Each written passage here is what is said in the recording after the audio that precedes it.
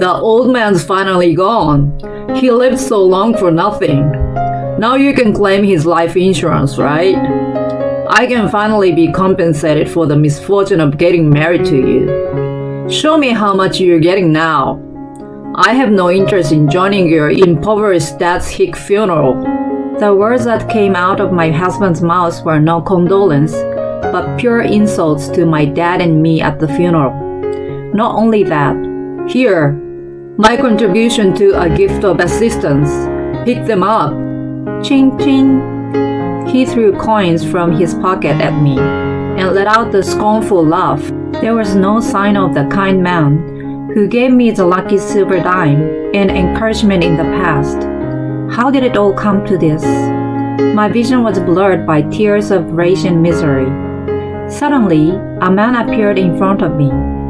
He plays a crucial part in what was to come next.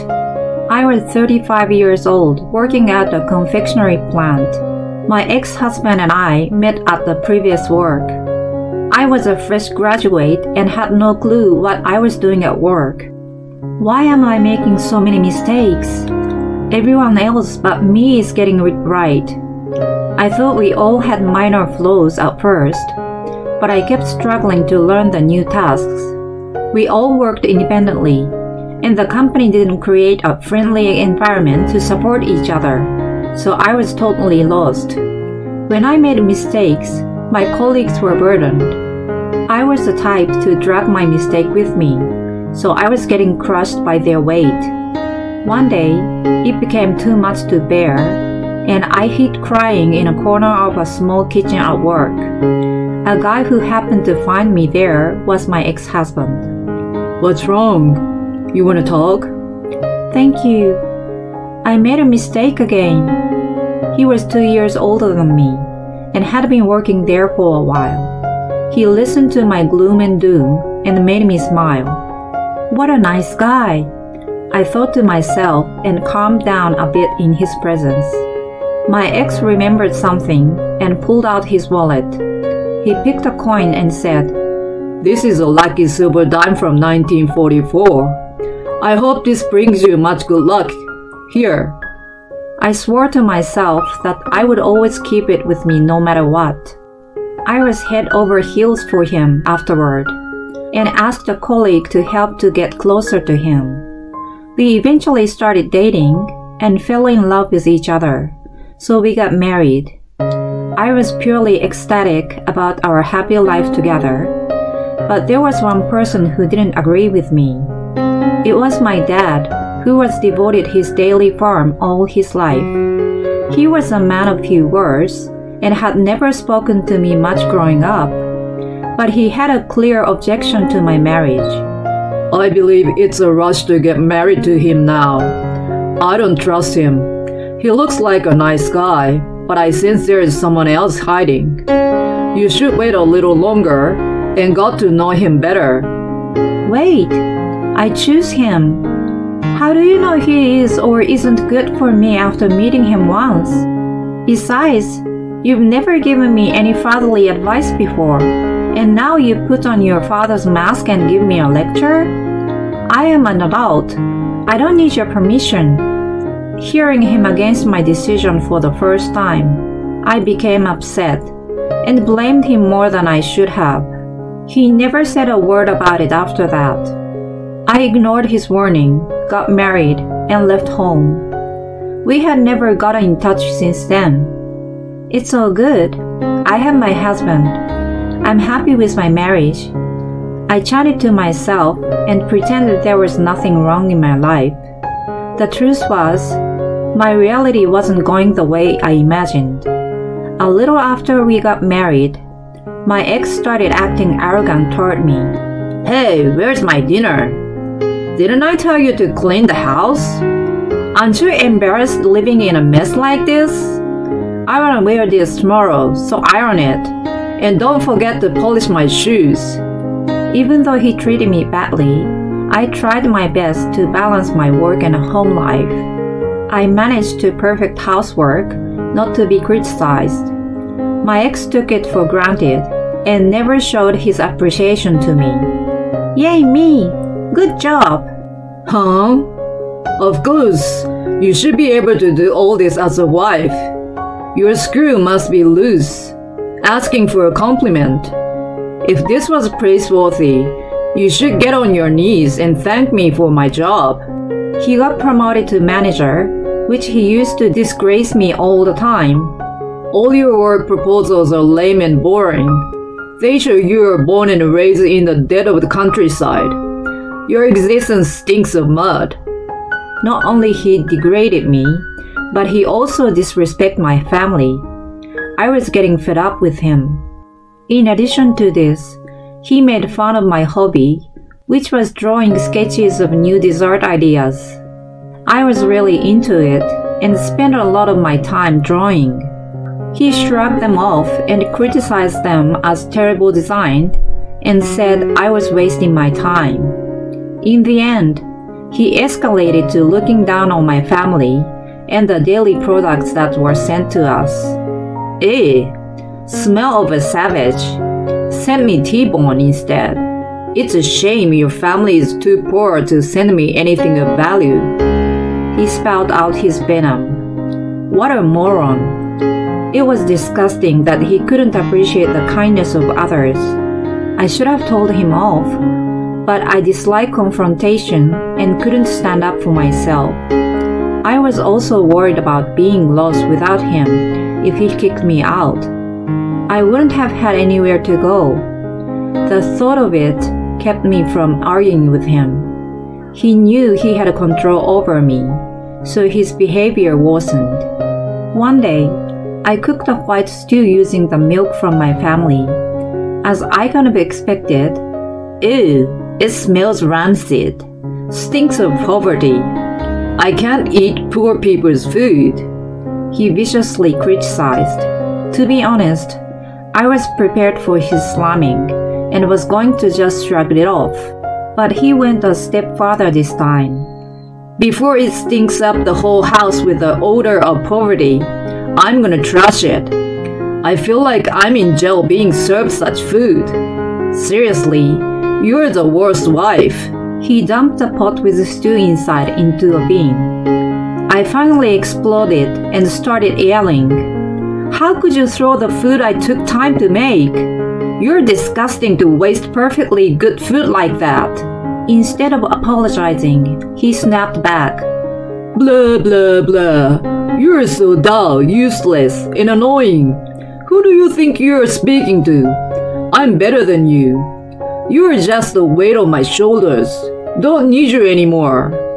And then he scornfully told me why he married me. I thought a 35 years old hag would have a lot of savings. You seemed like you were out of the dating loop all your life. I just wanted to take your money and use you like a child robot. You wanted me anyway, so it's a win-win, right? I was aghast by his unjust and malevolent revelation, and his nonchalant demeanor. Was the reason we delayed our marriage to make me save more money? It was all your scheme? My savings are almost gone because you've been splurging, you know. You were right, but you never mentioned your savings are almost gone. How's that my fault? It's your job to take care of the finance, so you take responsibility. A penniless wife is of no value to me, lower than your farm animals. He ranted in a vile manner, and then he suddenly pulled out my sketches from the shelf. He ripped the pages into pieces as he shouted, "Pathetic!" threw them all over the place, and walked out of the room. What have I ever done to you? I just tried to do my best to make our lives better. Of course, I couldn't sleep at all, but cried my eyes out that night. The next day, "We're getting divorced. Get out." He didn't even look up from the paper he was reading. Okay.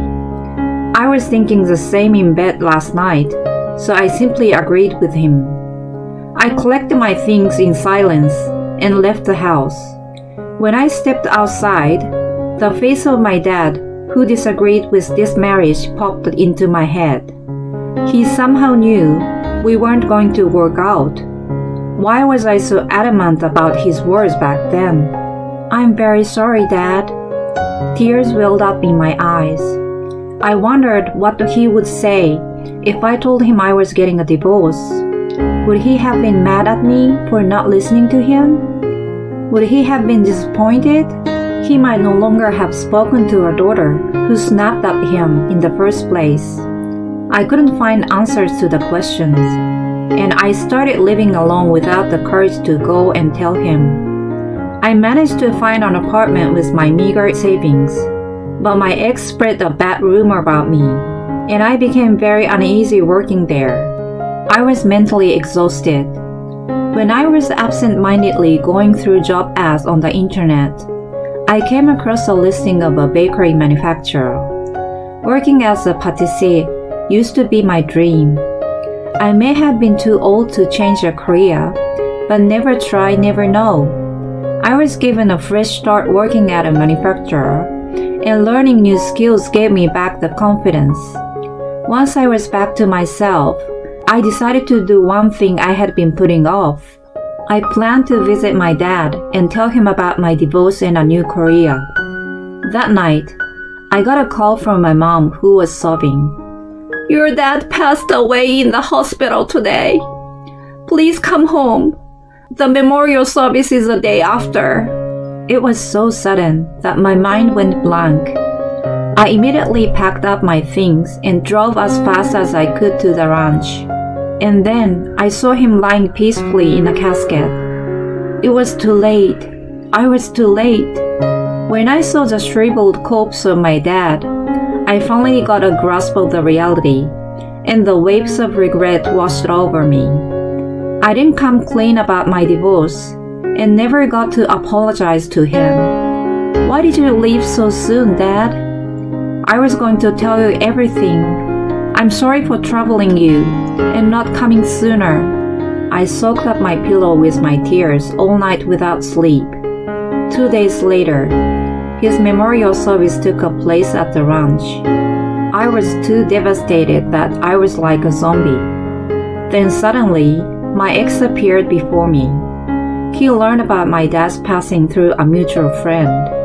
I expected him to mourn my dad as long as he was at the service, but my expectation was quickly shut down.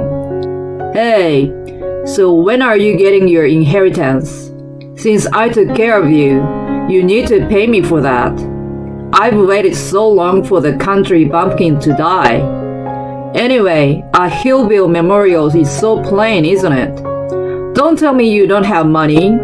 Just sell this useless ranch to get more. It's your chance to make me think that I was lucky to have married you. Even on such a solemn occasion, my ex showed his despicable self and tried to dishonor my dad and me. "Leave now. There's no place for a vile man here." I was outraged by his immoral behavior. He didn't care and continued with his rant. "Pay me then, I will leave. I don't even want to be in this hick town.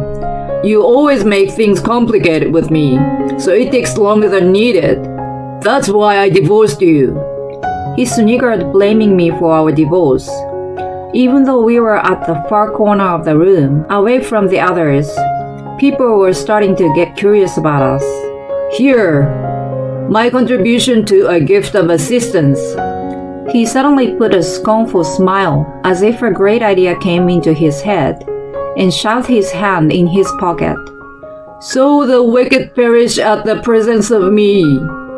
He imitated a priest performing an exorcism and threw the coins at me. Ching ching. The sound of coins hitting the floor echoed through the room. He kept his dreadful smile on his face and picked up a dime from the floor. I exactly knew what he meant. Where did the kind guy I first met go? He gave me the lucky silver dime. How did it all come to this? My tears flowed uncontrollably from the despair. Then, a man walked up in front of me. "I apologize for my delay. My deep condolences to you. I'm very sorry about your dad." A man in a luxurious suit spoke to me. My ex looked surprised and pushed me aside. He quickly put on a broad smile and raised his hand to shake the man's hand. The man happened to be his important contact for the big project he had been working on. He was blabbing non-stop to the man, who glanced at me over my ex's shoulder. My ex saw it and then started shaming me. She's my useless ex-wife. She thinks crying would make everything better. She sits high up on the throne and have no intention of improving herself. I'm too ashamed that I was just giving her a lecture. He laughed lightheartedly. He must have been high, thinking he looked like an authoritative figure, but the man remained stoic and spoke calmly. I take back the contract with your company. What? The blood drained from my ex's face hearing the man. She is a key person in the project. I would never associate with a company that humiliates my excellent employee in public. This dull woman is your excellent employee? Must be some mistake. Ignoring my ex, who was going frantic, the man called his boss on the spot and said the contract had been cancelled. Then my ex's phone rang immediately after. His voice was trembling and kept apologizing into his phone. My dad's ranch was a small scale, but the quality of his product was known to be one of the best in the industry. The taste was even praised by famous pâtissiers. It was a pure coincidence that I started working at my current job. My big boss was a fan of my dad's milk and butter, and trusted my sense of taste that had been nurtured by the top quality. My dad didn't tell my ex about his ranch in detail, and I too never boasted about my family business, so he never found out the truth. Looking back on it, I thought maybe my dad was testing his character. My ex finished his call and turned to me with a ghost-like face. He must have thought that his career was over without this project. He all of a sudden changed his demeanor and pleaded with me. Please, talk to him and make him change his mind. I didn't really mean to harm you. Please forgive me. An apology only for the sake of self-preservation. I had reached my boiling point and let out all my frustration to him. Huh? You self-centered bastard? What are you talking about? Do you think crying would make things better? Right back at you. One of the sketches you tore apart that day is the origin of this project. Now you want to sell my lame crepe made with my dad's milk that you said stunk of poverty? The project that my ex was working on for the company was the sales of crepes I created and supervised using a cream made from fresh milk from my dad's ranch. When he found out the detail, "No one told me. Why haven't you mentioned it to me?" He snapped at me and kicked the chairs around him. The man stoically picked up the chairs and put them back in place. You may not realize, but there are many people from our industry here. There is no point in resisting anymore. Your misdemeanor will be spread in no time. You have no place. My ex fell to the floor in desperation and pleaded with me. Please help me. I'm gonna lose everything. I apologize for what I have done, so please. He clung to me miserably. Well, I owe you for something. I intentionally used a sweet tone of voice. He looked up at me smiling, thinking he was saved. Looking at my egocentric ex, I hammered the final nail in the coffin. This would be my last payment to you. I grabbed the lucky silver coin he gave me when we first met from my purse, lowered it to his eye level, and then dropped it on the floor. You make your own luck. Hope you understand that someday. He was stunned and frozen like a statue. Ironically, the table had turned and he started bawling. Be quiet! You still want to keep distracting the memorial? Stop acting like a baby. Aren't you ashamed of yourself? You're the lamest person right now. Good riddance to bad luck. There was absolutely nothing he could do or say, so he ran out of the house with his tail between his legs. A week after my dad's funeral, my ex, who was responsible for the failure of the project, was severely reprimanded by his superiors. When he was kicked out of the team, it was discovered that the project budget had been embezzled by him. He was fired from the company and criminally charged. He became exhausted by the fact that all his bad deeds had come back to him. He finally learned his lesson and supposedly was living in a shabby apartment alone. My dad's ranch was decided to be run by his lawyer staff who had inherited his motto. They maintained the same quality of products and were gradually expanding the scale of their business. The man who canceled the project told me that he knew my dad for a long time. He met up with my dad after I was hired by his company. Your daughter is putting a lot of effort into her work amidst her divorce. I would like to support her as much as I can. He had blurted out about my divorce, but I was thankful that my dad at least knew. Oh, she's divorcing. I guess my instinct was right. It's heartbreaking to know that she was being abused by that fool, and even my family was disrespected. Knowing her well, I worry that she pushed herself too much.